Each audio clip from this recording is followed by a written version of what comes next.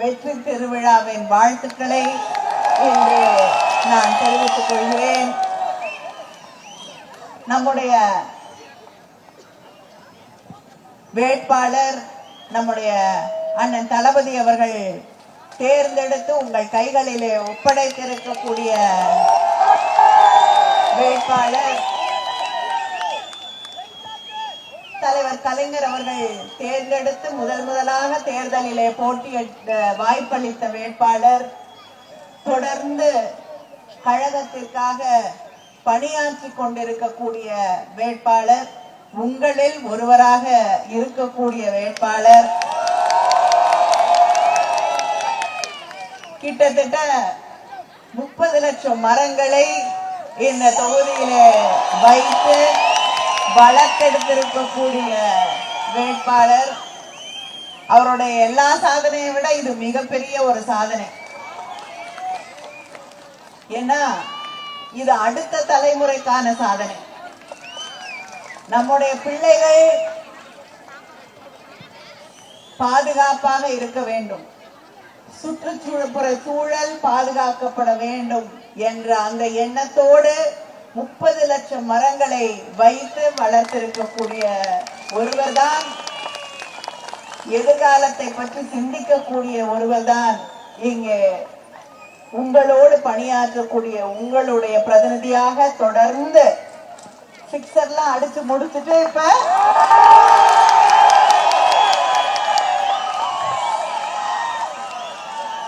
அடுத்த கட்டத்துக்கு வந்துட்டாரு. அடுத்த சிக்ஸர் அடிக்கிறதுக்கு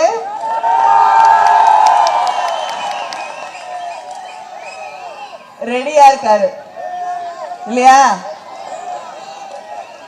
இந்த தொகுதியுடைய நிரந்தர சட்டமன்ற உறுப்பினர்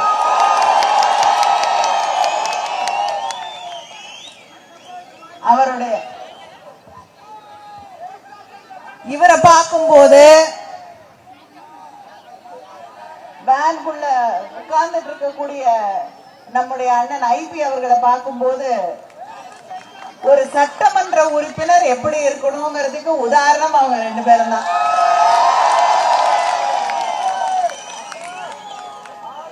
நான் வரக்கூடிய இந்த தொகுதிக்குள்ள வரும் பொழுது சாலைகளை பார்க்கும் பொழுது எனக்கு கொஞ்சம் பொறாமையா இருந்தது. நான் கூட கேட்டேன், எனக்கு இவ்வளவு நல்ல ரோடு போட்டு வச்சிருக்கீங்க, உங்களுக்கே கொஞ்சம் எல்லாமே 4 வழி சாலைகள், இருபுறமும் மிகப்பெரிய கடை வீதி என்று ஒட்டஞ்சத்திரத்தையே மாற்றி அமைத்திருக்கக்கூடிய ஒருவர் தான் என் அருகே நின்று கொண்டிருக்கிறார். இவங்க 2 பேரும் தொகுதிக்கு கொண்டு வந்து சேர்க்காத திட்டங்களே கிடையாது. எல்லாத்தையும் தாண்டி அமைச்சராக இருக்கலாம், எங்க வேணாலும் இருக்கலாம், என்ன பதவியில இருந்தாலும் தன்னுடைய தொகுதி தான் அவர்களுக்கு உயிர் மூச்சு.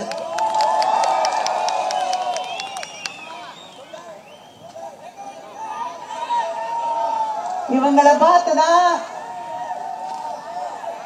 எல்லா சட்டமன்ற உறுப்பினர்களும் எப்படி பணியாற்ற வேண்டும், எப்படி வாதாடி தன்னுடைய தொகுதிக்கான திட்டங்களை கொண்டு வர வேண்டும் என்று கற்றுக்கொள்ள வேண்டும். அந்த அளவிற்கு தொகுதிக்காக எத்தனையோ திட்டங்களை செயல்படுத்தி தந்திருக்கக்கூடியவர்கள் இவர்கள். நம்முடைய சக்கரபாணி அவர்கள், அமைச்சர் அவர்கள் இந்த தொகுதிக்காக நான் கணக்கெடுத்தேன்னா சொல்லிக்கிட்டே போக முடியும். அதனால பாருங்க, ஒரு நம்பர் இதெல்லாம் நியாயமா இருக்கான்னு கூட எனக்கு தெரியல. ஒரு தொகுதிக்கு காவிரி ஆற்றில இருந்து கிட்டத்தட்ட 930 கோடி மதிப்பீட்டுல கூட்டு குடிநீர் திட்டம் செயல்படுத்தப்பட்டு இன்னைக்கு மக்களுடைய பயன்பாட்டிற்கு கொண்டு வந்திருக்கிறார். ஒட்டன்சத்திரம் நகராட்சியில 310 கோடி மதிப்பீட்டுல தார் சாலைகள், பேவர் பிளாக், மழை நீர் வடிகால் உட்பட்ட அடிப்படை தேவைகளை நிறைவேற்றி தந்திருக்கிறார்.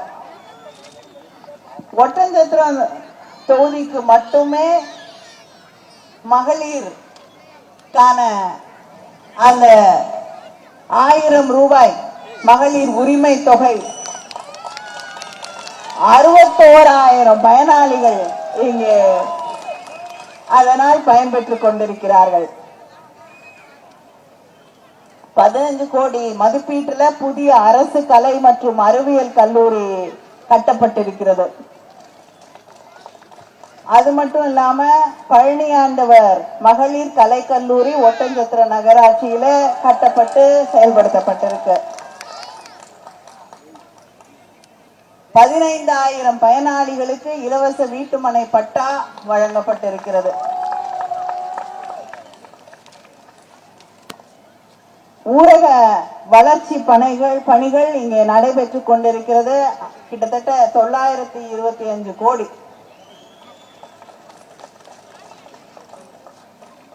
கலைஞர் நூற்றாண்டு போட்டி தேர்வு பயிற்சி மையம் 12 கோடி மதிப்பீட்டுல நிறுவப்பட்டு காலாந்தி பட்டியல அது மக்களுடைய பயன்பாட்டிற்கு தரப்பட்டிருக்கிறது.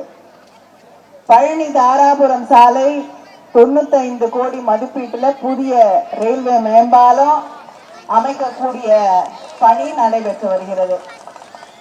கலைஞர் கனவு இல்லம் திட்டத்தின் கீழ் 2712 புதிய வீடுகள் கட்டித்தரப்பட்டிருக்கிறது. இத்தனை சாதனைகளையும் செய்திருக்கக்கூடிய ஒருவர் தான் இங்கே 7வது முறையாக வெற்றி பெறக்கூடிய உங்களுடைய அமைச்சர் அவர்கள். இத்தனை சாதனைகளையும் செய்துவிட்டுத்தான் மக்களை சந்திக்க வருகிறோம். அதுபோல நம்முடைய முதலமைச்சர் அண்ணன் தளபதி அவர்கள், முத்துவேல் கருணாநிதி ஸ்டாலின் அவர்கள் கடந்த தேர்தலிலே மக்களுக்கு தந்திருக்கக்கூடிய அத்தனை வாக்குறுதிகளையும் நிறைவேற்றி தந்துவிட்டுத்தான் எங்களை எல்லாம் உங்களை பார்த்து வாக்கு கேட்க அனுப்பி வைக்கிறார்கள். திமுக வாக்குறுதி கொடுத்தா எந்த காலகட்டத்திலையும் நிறைவேற்றி காட்டி இருக்கக்கூடிய இயக்கம் திராவிட முன்னேற்ற கழகம். தலைவர் கலைஞர் அவர்கள் கலர் டிவி கொடுக்கிறேன்னாங்க, யாராலும் கொடுக்க முடியாதுன்னு அப்பொழுது சொன்னார்கள்.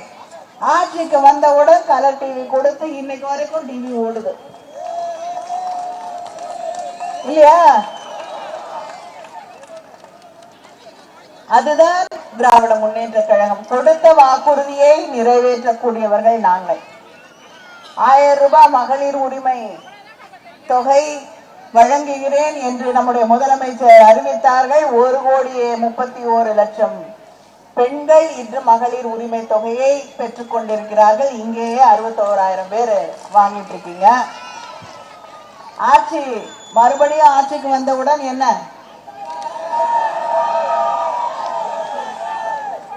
2,000 ரூபாயாக அது உயர்த்தி வழங்கப்படும். அதே போல விடியல் பயணம் திட்டத்தின் வழியாக ஆட்சி பொறுப்புக்கு வந்தவுடனே நம்முடைய முதலமைச்சர் போட்ட முதல் கையெழுத்து விடியல் பயணம்.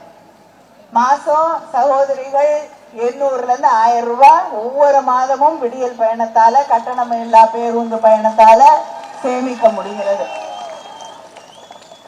அதே போல புதுமை பெண் திட்டம், தமிழ் புதல்வன் திட்டம், லட்சக்கணக்கான மாணவர்கள் மாதம் 1000 ரூபாய் பெற்று பயன்பெற்றுக் கொண்டிருக்கிறார்கள். அடுத்த ஆட்சிக்கு வந்த உடனே அது எவ்வளவு 1,500 ரூபாயாக உயர்த்தி வழங்கப்படும். காலை உணவு திட்டம் இப்பொழுது 1ஆம் வகுப்பிலிருந்து 5ஆம் வகுப்பு மாணவர்கள் வரை அந்த திட்டத்தால் பயன்பெற்றுக் கொண்டிருக்கிறார்கள். அடுத்த முறை ஆட்சிக்கு வந்தவுடன் 8ஆம் வகுப்பு வரை இருக்கக்கூடிய மாணவர்கள் காலை உணவு திட்டம் விரிவாக்கம் செய்யப்பட்டு அவர்களும் பயன்பெறுவார்கள். இப்ப லேப்டாப் வழங்க தொடங்கி இருக்கிறார்கள். அடுத்த முறை ஆட்சிக்கு வரப்போறோம். ஆட்சிக்கு வந்தவுடன் 35 லட்சம் மாணவர்களுக்கு மடிக்கணினி லேப்டாப் வழங்கப்படும். அதே போல விவசாயிகளுக்கு பம்ப் செட் 20 லட்சம் விவசாயிகளுக்கு மேல எந்தவித மீட்டரும் இல்லாம, மின் மீட்டரும் இல்லாமல் அவர்களுக்கு பம்ப் செட்டுகள் வழங்கப்படும். எந்த மின் மீட்டரும் பொருத்தப்படாத பம்ப் செட்டுகள் 20 லட்சம் விவசாயிகளுக்கு மேல் வழங்கப்பட்டு அந்த விவசாயிகள் பயன்பெறுவார்கள். படித்துவிட்டு வேலைக்கு போக வேண்டும் என்று காத்திருக்கக்கூடிய இளைஞர்களுக்கு, இளம்பெண்களுக்கு 6 மாதம் பயிற்சி வகுப்புகள் வழங்கப்படும். அந்த பயிற்சிக்கு செல்லக்கூடிய இளைஞர்களுக்கு, இளம்பெண்களுக்கு மாதம் 1500 ரூபாய் 6 மாதங்களுக்கு படித்து முடிச்சுட்டு வேலை கிடைக்கும் வரை அவர்களுக்கு அது வழங்கப்படும். இப்படி எத்தனையோ திட்டங்கள். அதை விட முக்கியமா கையில வச்சுட்டு காத்துட்டு இருக்காங்க.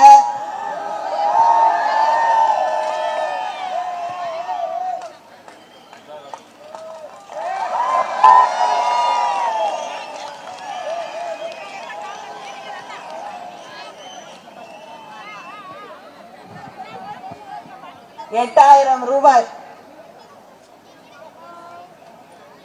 அதிமுக ஆட்சிக்கு வரப்போறது இல்ல.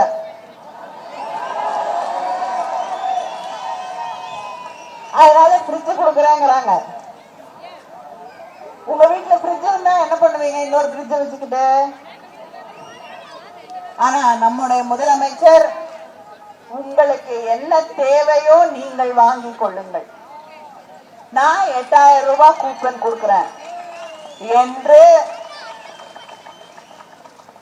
உங்களுக்கு ஃப்ரிட்ஜ் வேணும்னா ஃப்ரிட்ஜ் வாங்கிக்கலாம், ஃப்ரிட்ஜ் வேண்டாம் கிரைண்டர் வேணும்னா கிரைண்டர் வாங்கிக்கலாம், கிரைண்டர் வேண்டாம் வாஷிங் மெஷின், நிறைய துணி இருக்கு துவைக்க முடியல, அதனால வாஷிங் மெஷின் வேணும் அப்படின்னா வாஷிங் மெஷின் வாங்கலாம். டிவி எல்லாம் இருக்கு. இந்த டிவியை விட பெரிய டிவி வேணுமா? இந்த பழைய டிவியை கொடுத்துட்டு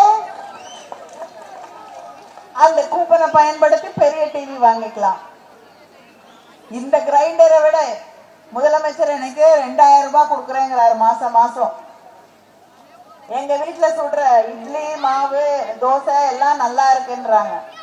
அதனால அந்த 2000 ரூபாயும் பயன்படுத்தி 8000 ரூபாயில பெரிய கிரைண்டரா வாங்கி நான் ஒரு பிசினஸ் மாவு கொடுக்கக்கூடிய தொழிலை தொடங்க போகிறேன்னு நினைச்சீங்கன்னா அதையும் செய்யலாம். அதனால உங்க கையில சாய்ஸ் இருக்கு. உங்க கையில நீங்க என்ன நினைக்கிறீங்களோ தேர்ந்தெடுக்கக்கூடிய அளவுக்கு ஒரு கூப்பனை நம்முடைய முதலமைச்சர் அவர்கள் ஒரு வவுச்சரை உங்களுக்காக தந்திருக்கிறார்கள். முதலமைச்சர் சொன்னா தலைவர் கலைஞருடைய மகன் நிறைவேற்றி தருவார் என்பது உங்களுக்கு தெரியும்.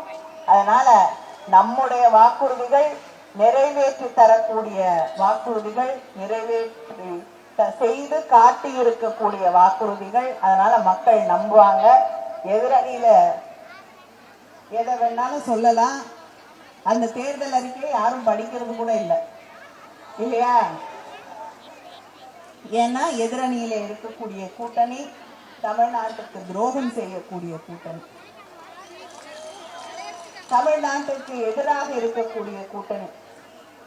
பிஜேபி தமிழ்நாட்டுக்கு கொடுக்க வேண்டிய நிதியை கொடுக்கறது இல்லை. நம்ம பிள்ளைங்க படிக்கிறதுக்கு வர வேண்டிய பணத்தை வைத்துக்கொண்டு நீ 3 மொழி படிச்சாதான், ஹிந்தி படிச்சாதான் உனக்கு நிதி கொடுப்பேன்னு நம்முடைய நிதியை வாங்கி வைத்துக்கொண்டு நமக்கு தராமல் அமர்ந்திருக்கக்கூடியவர்களோடு தான் எடப்பாடி பழனிசாமி கூட்டணி வைத்துக் கொண்டிருக்கிறார்.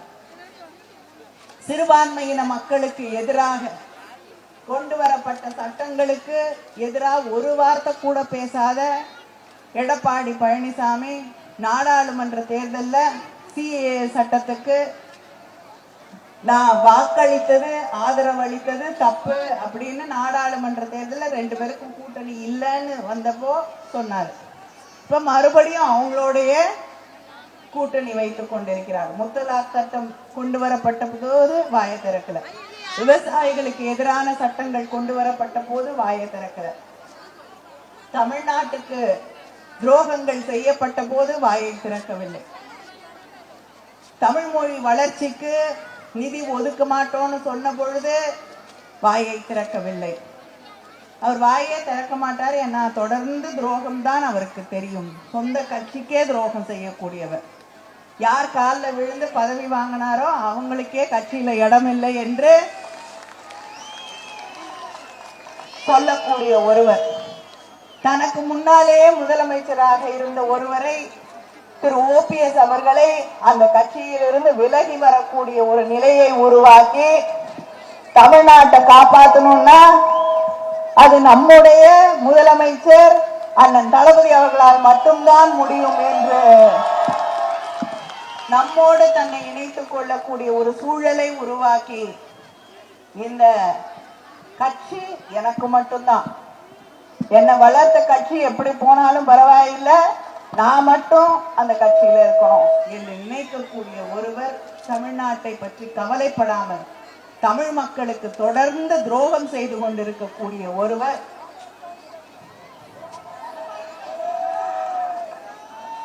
அதனால மறுபடியும் இன்னொரு தோல்வியை தழுவ காத்திருக்கிறார். ஏன்னா பிஜேபியோட கூட்டணி வச்சவங்க எல்லாம் என்ன ஆனாங்கன்னு நமக்கு தெரியும்.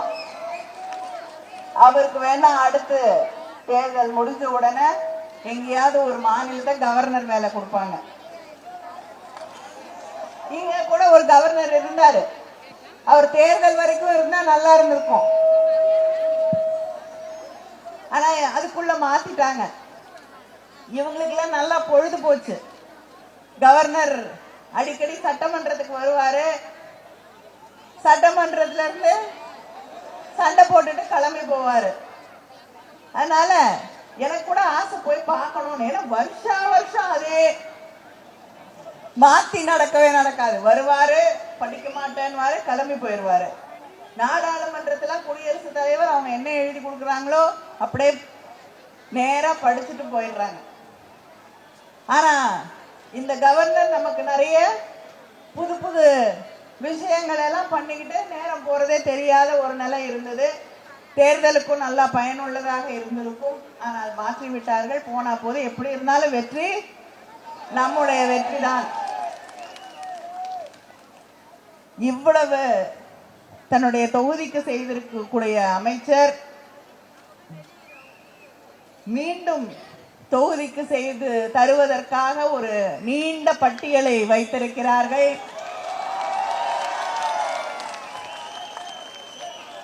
செய்து முடித்திருக்கக்கூடிய சாதனைகளை விட நீண்ட பட்டியல் இந்த பட்டியல். நான் பேசாம வீட்டை மாத்திக்கிட்டு இந்த தொகுதிக்கு வந்துட போறேன்.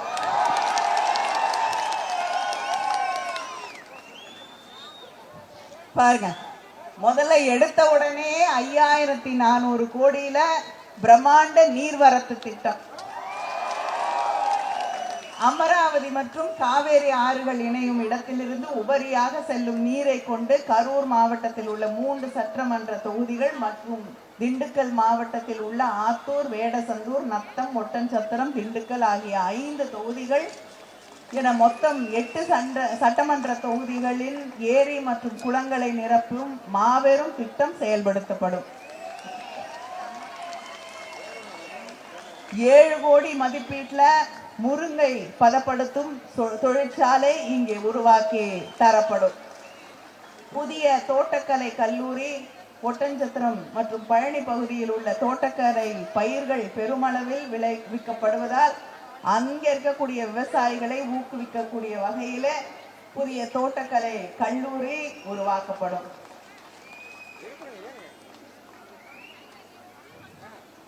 இளைஞர்களின் வேலை வாய்ப்பினை பெருக்கும் வகையில் புதிய வேளாண் சார்ந்த தொழிற்சாலைகள் இங்கே அமைக்கப்படும். தொப்பம்பட்டி ஒன்றியத்திலிருந்து கள்ளிமந்தையும் ஊராட்சி தனியாக பிரிக்கப்பட்டு அதற்கென புதிய ஊராட்சி ஒன்றிய அலுவலகம் கட்டப்படும். மக்களின் நிர்வாக வசதிக்காக பழனி மற்றும் ஒட்டன்சத்திரம் வட்டங்கள் பிரிக்கப்பட்டு கள்ளிமந்தையத்தில் புதிய வட்டாட்சியர் அலுவலகம் அமைக்கப்படும். பழனி தொகுதியில் பச்சை ஆற்றில் ஒரு அணை கட்டி பழனி மற்றும் தொப்பம்பட்டி ஒன்றியங்களின் நீர்ப்பாசன வசதிகளை பெருக்க நடவடிக்கை எடுக்கப்படும்.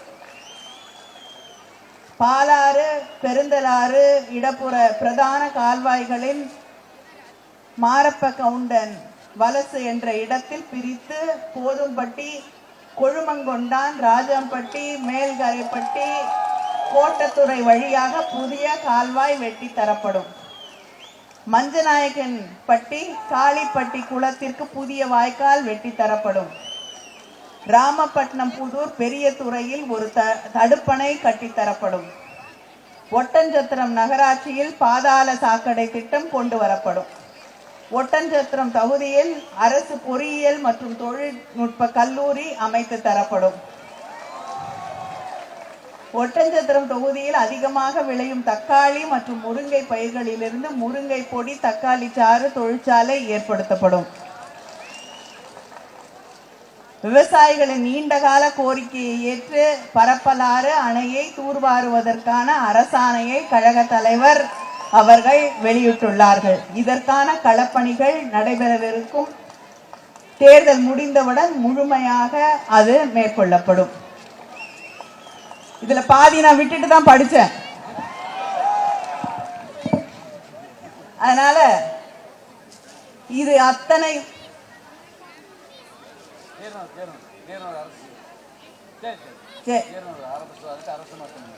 கீரனூர் சரி ஆரம்ப சுகாதார நிலையத்தை அரசு மருத்துவமனை ஆக்கணும். சரியா? அதையும் செஞ்சிருவாரு. அதனால இத்தனை திராவிட முன்னேற்ற கழகமும் சரி, இங்கே உங்களுடைய வேட்பாளரும் சரி, இத்தனை சாதனைகளையும் செய்துவிட்டு மிகவும் மீண்டதொரு பட்டியலை முதலமைச்சர் அவர்கள் தேர்தல் அறிக்கையாக உங்களுக்கு வழங்கி இருக்கிறார்கள். அதுபோலவே உங்களுடைய சட்டமன்ற உறுப்பினர், அமைச்சர் அதைவிட பெரிய ஒரு நீண்ட பட்டியலை உங்களுக்கு வாக்குறுதியாக வழங்கி இருக்கிறார்.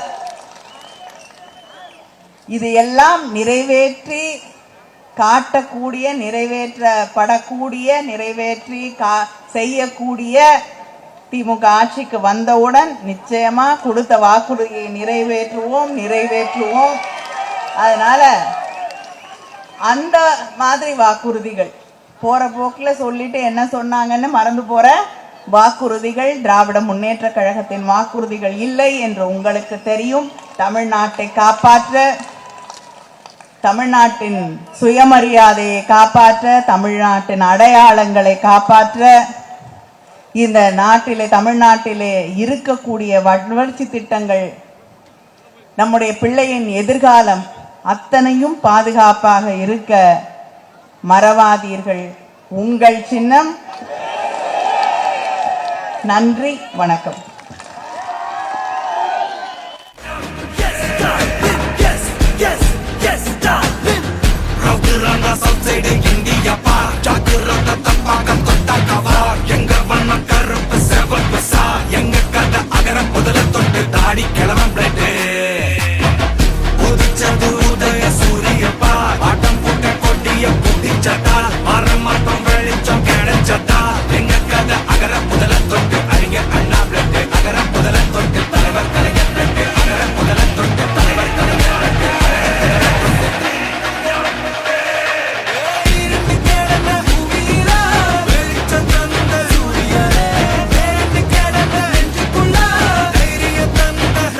Hey!